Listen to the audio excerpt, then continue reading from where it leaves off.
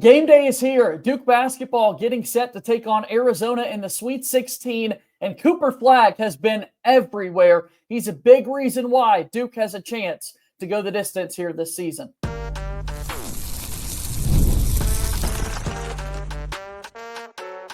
You are Locked On Blue Devils, your daily podcast on the Duke Blue Devils.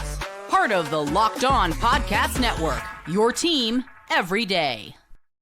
Hello, everybody. Welcome into another episode of the Locked On Blue Devils podcast. My name is JJ Jackson. Thanks so much for making us your first listen and first watch each and every day. Today is our Thursday, March 27th episode of Locked On Blue Devils, and we've got a good one for you. Our good pal Jeff Fedotin from Forbes stops by. He was in Raleigh this past weekend covering the NCAA Tournament, and we're going to talk about Cooper Flagg and the impact that he's had on Duke basketball this season. If you have not done so already, please be sure to follow and subscribe to Locked On Blue Devils for free, wherever it is that you get your podcast. Leave us a 5-star rating and written review. Also, you can watch our show each and every day on YouTube. Simply like this video, share it with your friends, and subscribe to our YouTube channel, as we're always trying to grow this YouTube audience and really appreciate you guys being a part of the family here within the Locked On Blue Devils community. Cooper Flagg is everywhere. That's been evident throughout the course of this entire season. But now that March Madness is here, way more eyeballs are on the guy. And so who better to welcome into our program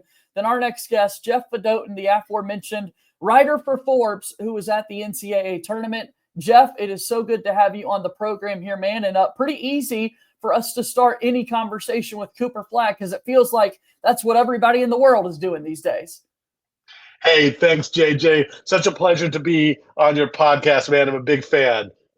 Yeah, absolutely. Thank you so much for taking the time. I do want to talk Cooper Flagg's impact. You had a story recently for Forbes talking about his Gatorade partnership, and I want to get to that in just a moment. But simply put, it's a guy that we've obviously been talking about throughout the course of the entire season because he's Duke's best player. We've been waiting for his arrival. Now that we're in March Madness, now that everybody in America is watching an event like this, Jeff, it feels like everybody else now wants to join the Cooper Flagg hype train. And in some ways, it's like, where you been? We've been here all along.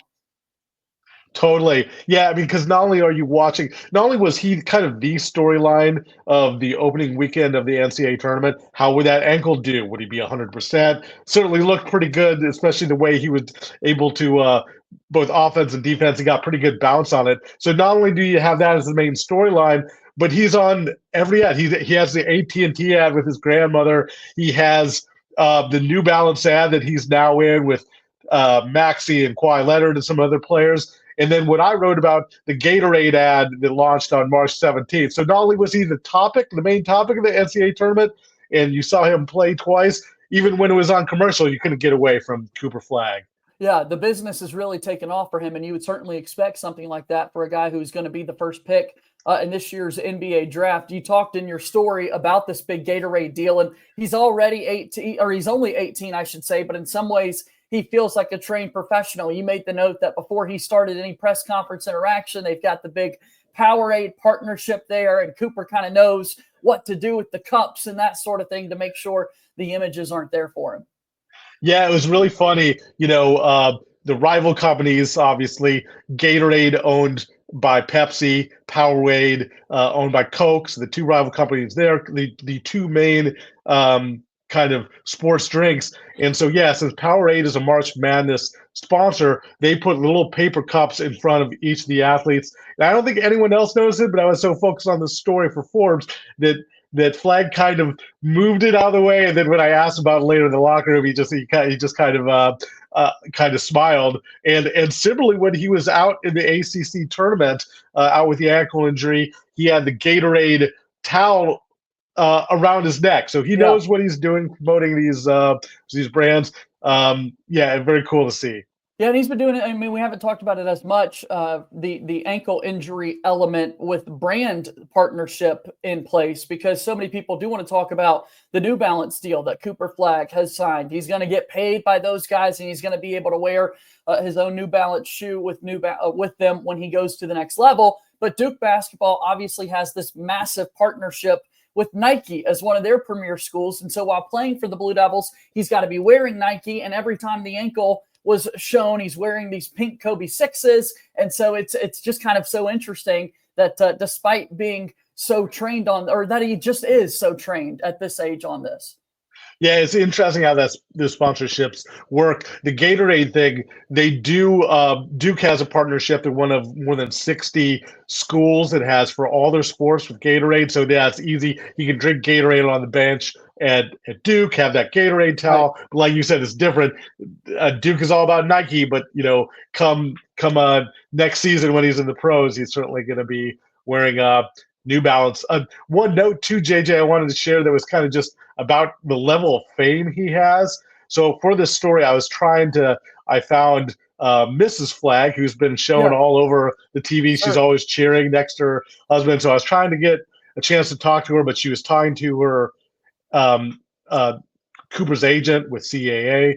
But anyhow, some people from the stands, like a woman, wanted to get like a picture for her. She didn't have time because it was right before the game. But this is the level of fame he has. This reminds me, I used to work for Packers.com and cover the Packers.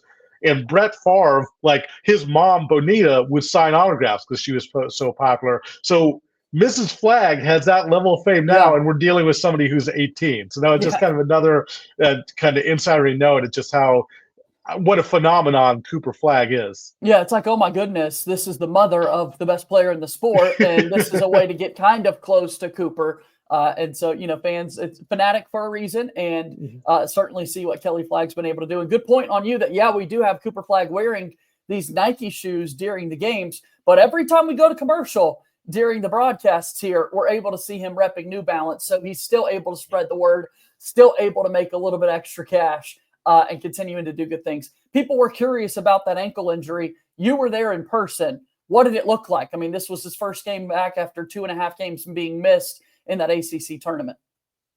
Yeah, so especially by the second game, he looked fine. Mount St. Mary's was he looked good, but it was a little tough to tell. Just that was almost like a glorified scrimmage, and he didn't play a lot either in that game. But Baylor, he really looked like he had some balance. You saw him give one of the plays of the game, which was really kind of the statement play when he had an alley-oop dunk. Made it 45-30 with 54 seconds left in the first half. I think the game was really over at that point. Well, when he could elevate like that on a bad ankle, really showed that that I think he was back and he didn't seem to have any issues from his ankle. When I saw him kind of moving around the locker room up close, didn't see any limp. I didn't see something to watch. Pat Ngagba was like icing his knee after the game, but I didn't see Cooper with any ice, anything like that. So it all looked good from what I saw up close. It feels like Duke's going to go as he goes, and hearing that Cooper Flagg is already playing back to kind of his normal self and his best level of basketball. I think that's good things here for Duke. All right, we're going to step aside for a quick timeout. When we come back, we'll continue this conversation, talking all things March Madness with Jeff Fedotin when Locked On Blue Devils continues in a moment. Locked On Blue Devils here today, brought to you by our friends over at Nissan. We're all about the stats because numbers don't lie. And when it comes to the all-new Nissan Armada Pro 4X, the numbers are on an MVP level. With the ability to tow up to 8,500 pounds, it can quite literally carry the whole team plus the gear wherever you need to go. It's powered by a twin-turbo V6 engine, delivering the strength and performance to handle highways, back roads, and everything in between. With room for up to 8 people, the Armada Pro 4X is built for big crews, big adventures, and even bigger memories. Whether you're exploring off-road trails or rolling up to the arena, the Armada Pro 4X brings power, versatility, and style wherever you go. Go ahead and take your adventures to new heights in the all-new Nissan Armada Pro 4X. Learn more at nissanusa.com. Nissan is a proud sponsor of Locked On Blue Devils. Jeff Fedotin is back with us. We're talking about Duke basketball, picking up a couple of wins over Mount St. Mary's and Baylor in Raleigh this past weekend, and now preparing for the Sweet 16 game later tonight against Arizona. Cooper Flagg was awesome, as expected. Good to see him back from injury and playing so well.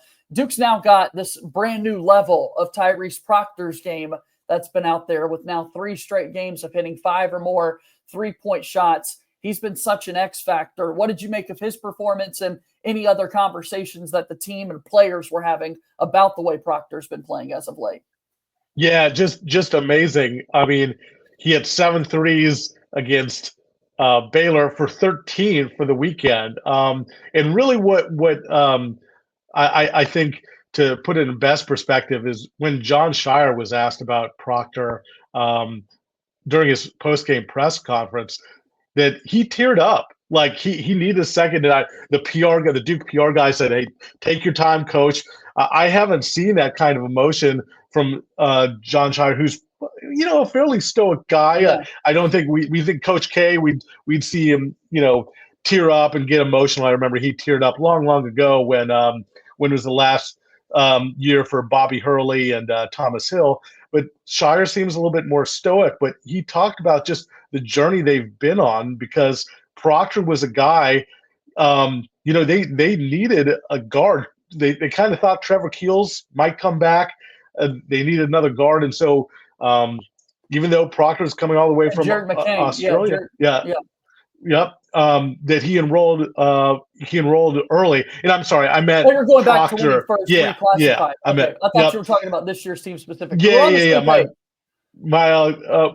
bad. Ball knowers going back and forth. You're talking Tyrese Proctor reclassifying to come early, because man, I forgot we were waiting forever to figure out what Trevor. He waited until the 11th hour, it felt like, to finally make the call to officially head off to the league. Exactly. So sorry for not clarifying that. But so then he comes early. He kind of sacrifices for the team. He has a really good freshman year. People are saying that, maybe he's going to be like a lottery pick the next year. He could have even gone pro after that freshman year, but he comes back and he struggles a little bit. He gets hurt. He had a really bad tournament game, his last game against NC State. So just he was reflecting on the journey he's been on. And I asked, and then you go in this year, I asked Tyrese about this. Like, he's now more off the ball. He was so good as ball in his hands, the main point guard. Now he's off the ball more, the shooter role. And he said it was a conversation that he and Shire both had, but you kind of can read between the lines that Shire asked him to do this because it's best for the team. So you're talking about a guy who sacrificed a lot, has been through a lot, has been with the team now for 3 years, which is an eternity in this NIL transfer portal world. So what a performance, and what you saw how meaningful it was to Coach Shire. That was really moving to see. And something that Duke certainly wants to see continue there for Proctor. Because, you go back to that freshman year, his last game in the NCAA tournament, Duke's lost to Tennessee. I think we walked away saying Proctor was the best player on the floor for Duke. Mm-hmm. This guy, this is kind of what we've been waiting to see. Is he going to go? No, he finally comes back. Last year, the last game was bad. So we've had both ends of the spectrum there with the final game for Proctor. Hopefully we've got 4 more left in him, and he can go out on a high note playing so well and that sort of thing. What about his starting backcourt mate and Sion James? I know you got a chance this past weekend to kind of be around him in the locker room after the fact, and this is a guy that's obviously not getting the headlines that Proctor or the freshmen and Flagg and Knipple are getting. But, man, he's got such a big impact on this Duke team. One of my favorite players. I mean, he's just he's so well-spoken, fifth-year guy, and he's fun to watch because he's so athletic, and he looks like a linebacker out there on the court. And for him, this was very meaningful because this is his 5th year, and this was the first time he's ever played in the NCAA tournament. So he reflected on how meaningful that was. Now, the one thing, Duke looked so great against Baylor. It was actually Sion did not have his best game. He was just 2 of 6 from the floor and 2 of 4 from the free throw line. But still, he's such a good defensive player. One of the things I asked him, he looks like a linebacker out there. I'm like, are you just lifting all the time? Do you have favorite lifts? And he said it's mostly genetics. He said like both his mom and dad are pretty jacked people. So don't mess with the James family is my advice. No, that's definitely a good takeaway there. I mean, the way he's been able to play and really in some ways that's a big difference when we look at tonight's Sweet 16 game that's set to be played between Duke and Arizona. We saw 20 minutes worth of Sion James back in November when these two teams met up, but it was Caleb Foster who played 26 minutes in that game. That was still the starter at that point. Duke's barely lost, just 1 game total since Sion James has been in the starting lineup. That game against Clemson, and I think he's going to have several opportunities to be on the ball guarding Caleb Love, and it feels as though tonight's matchup has a lot to do with, as Caleb Love goes, this Duke or Arizona certainly goes. Yeah, totally. Yeah, you hit the nail on the head there. I think both these teams are a lot better than when they previously met. You know, Arizona was like basically a 500 team, and Duke has certainly really taken off as you noted with that stat. And yeah, Caleb Love is scary because he's the ultimate like hot cold guy. Yes, he's he either is. great or terrible and nothing in between. And boy, has he faced off against Duke a lot. And he's certainly scary because we all have PTSD from everyone who's a Duke fan from the previous games on a major stage here. Yeah, So. we're never going to get over that shot over Mark Williams in the 2022 Final Four. I mean, that's going to be, the image is there forever, and it sucks. But hopefully Duke can get a final laugh here and kind of end Caleb Love's career. So what do you think are some of those big keys for Duke going into tonight's game? Yeah, and wouldn't that be great if we could get if the Duke fans could get the kind of last laugh on Caleb, it would make 100%. That painful moment so much easier. So I think one of the keys, like you said, is Caleb Love. Which Caleb Love do we see? Can Tyrese Proctor, we talked about, he's done a pretty good job on defense on Love.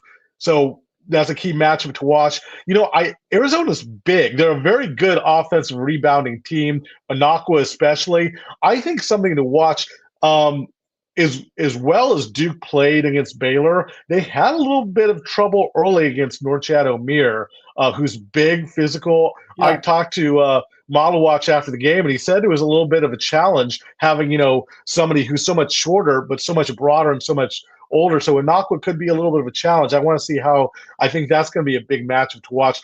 Omier scored Miami's first 3 buckets of the game, but then got in foul trouble. Knipple had a great play to get his 4th foul on him. So I think that's going to be a key. So for me, those are the 2 matchups, or some of the matchups to watch.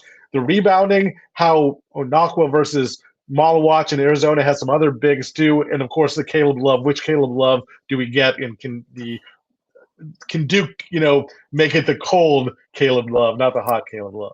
Yeah, you're such a ball knower, Jeff. That's so evident in this conversation here, because I think about that matchup, and you know, it makes me think of Malik Brown when you think about what Norchad Omier was able to do this past week. Like, he's not available, and that is someone kind of more his size in that mold that would have been able to have a bit of an impact. He played well in the first meeting that Duke had against Arizona, and so that's going to be an adjustment because Patrick Gamba II, Isaiah Evans, they didn't see the floor at all against Arizona. So that's a new kind of wrinkle that this Duke team is going to be able to display a little bit later. All right, well, we've got some exciting Sweet 16 games ahead of us. That's for sure. We'll go ahead and we'll take our last time out here on the program and start to wind down on the other side. Locked On Blue Devils here today is brought to you by our friends over at Monarch Money. Ever check your bank account and wonder, where did all my money go? Between dining out, online shopping, and entertainment, it is easy to lose track of your money. That's where Monarch Money comes in, your personal CFO, giving you full visibility and control over your finances. Monarch Money isn't just a budgeting app. It's a complete financial command center. You can track all your accounts, investments, and spending in one place, so you can stop just managing your money and start building wealth. When I started using Monarch Money, I realized just how much spending I was doing on food delivery or things like online shopping, and now I'm able to budget smarter and save a whole lot more. I love the all-in-one convenience of the app, where instead of having to juggle between multiple apps to keep track of my money, Monarch Money is able to do that for me and even plan long-term goals within the app itself. Take control of your finances with Monarch Money. Use code LOCKEDONCollege at monarchmoney.com for 50% off your first year. That's monarchmoney.com, code LOCKEDONCollege for half off your first year. Monarch Money is a proud sponsor of Locked On Blue Devils. The NCAA Tournament is here, and so is the Bracket Breakdown. Locked On Podcast Network and Amazon Fire TV channels are teaming up to deliver NCAA Tournament coverage like never before. Watch studio shows featuring former players and Locked On's local experts as they guide you through every upset, buzzer beater, and bracket matchup. Stream it all for free on Amazon Fire TV channel. Search Bracket Breakdown to see it all for free. It's your team every day. That's our good friends Isaac Shade and Andy Patton from Locked On College Basketball. Our partnership with Amazon Fire TV has featured conversations between those guys and WNBA superstar Monique Billings and NBA player Gordon Hayward, who had his own March Madness moments there with Butler. So go check that show out on the Fire TV channels. Let's get back to Locked On Blue Devils. Jeff Fedotin's here with us from Forbes. We're talking Duke basketball and talking about all these teams getting set for a week in the Sweet 16 here, with games starting tonight. Alabama and BYU will lead it off in Newark, New Jersey. And then, of course, the winner of that game will play the winner of Duke and Arizona. Jeff, as we've got on the screen here, kind of an overview of all these Sweet 16 games set to be played, what are the big storylines? What are the things that you want to watch here? Yeah, it should be fun. It's been a weird tournament that, so few kind of Cinderella, so few upsets. So we're left with a pretty chalky bracket here. Obviously, we're focused on Duke Arizona, which I think will be one of the better games. But the other matchup that kind of jumps out is the fact that we get Tennessee Kentucky for a third time. Yeah. I think that's really interesting. We get the SEC rivalry game there. So I think that jumps out to me as kind of the other contest that I'm going to watch. When you get back to Duke's path, we'll see. Alabama's a weird team that I know you know them well from how well you cover the SEC teams. They are a scary team, though, because I think Duke is probably the most talented team. Alabama, you could argue, is just as talented, or if not more talented. They have everything. They have guys who are McDonald's All-Americans. They have returning guys. They have pro guys. They have big-time transfers with the big from Rutgers. Grant Nelson is back. They have guys who have been there before, like Mark Sears. They have a little bit of everything. Now, I think BYU is going to be a tough matchup, and I don't know if their defense holds up. That's kind of been their Achilles heel. But, to me, Alabama would be a very scary matchup if Duke and Alabama do face off in the Elite Eight. Yeah, tonight, if you like defense, I don't know that Alabama BYU is for you. I don't know that that's the game that you want to be watching and that sort of thing. I'm excited for the Duke and Arizona game. I think everybody should feel good about Duke's chances going into this one. Obviously, you got to go out there and play the game on the court and play to Duke's strengths. And hopefully, we've got a big game coming from Cooper Flagg. I'd love to see Con Knippel keep shooting the ball well and truly lead Duke to a victory and on into the Elite Eight. Jeff, if you had any kind of final thoughts on that Duke and Arizona game, what would they be? Yeah, I mean, this is not like when I saw. It's always tough to beat a team twice. That's a scary thing. But hey, if Duke can beat Carolina 3 times, one of those times without Cooper Flagg, maybe that prospect. I think that's always a cliche in sports. It's so tough to beat a team twice, but I'm feeling a little bit better about Duke's chances there. And I think that I have a little bit of confidence in playing in Newark. Like Duke has historically, I know it's been different coaches, but boy, like New York, New Jersey, it's like a home away from home. I think you're going to have a lot of Duke fans in the crowd, and Duke always seems to perform so well there, including when they just hand Illinois their worst loss in program history in Madison Square Garden, not too far away. Agreed. Yeah, hopefully we've got a big showing like that. If Duke's able to score 110 points tonight, like they did in that Illinois game, I'm going to feel really good about Duke's chances. So hopefully that can happen. Jeff, it has been amazing getting to chat here with you today and get excited for tonight's game. Again, for Forbes, you've got the latest story, the inside story of how Duke freshman Cooper Flagg partnered with Gatorade. Tell us a little bit more, a preview maybe of that story and other things you're working on, how people can support your work. Yeah, thank you for mentioning it. It's fun because there's a lot of inside nuggets there talking about who his agent is and how that partnership came to be with Gatorade. It was fun working on that story. I also got this isn't in the story, but to see he and Common kind of joking back and forth. We think of Cooper Flagg as this phenomenon. He and Common in the locker room were joking about, or I should say, we're joking in the locker room about Malawach was sitting in Cooper Flagg's seat at the locker. He's like, "You're in my seat," and so he moved that seat like toward his locker. They're acting like normal kids, normal teammates, and it's these future lottery picks. But yeah, check out that story. I cover for Forbes. I mainly cover football. I mainly cover the Chiefs, but I'm a huge college basketball fan. I'm a huge Duke fan. So Forbes lets me kind of dip my toe in college basketball coverage every now and then. And for a story like this with two big brands, Duke and Gatorade, I was able to work on this story and go to Raleigh. So yeah, thank you for promoting that. And I encourage readers out there, listeners out there to check out my story on Forbes.com. Yeah, you can see the handle on the screen. If you're watching us on YouTube, check them out on X at J Fedotin. Jeff, we'll have to do this again sometime soon. Thanks for stopping by, my friend. Absolutely, JJ. It was a pleasure, man.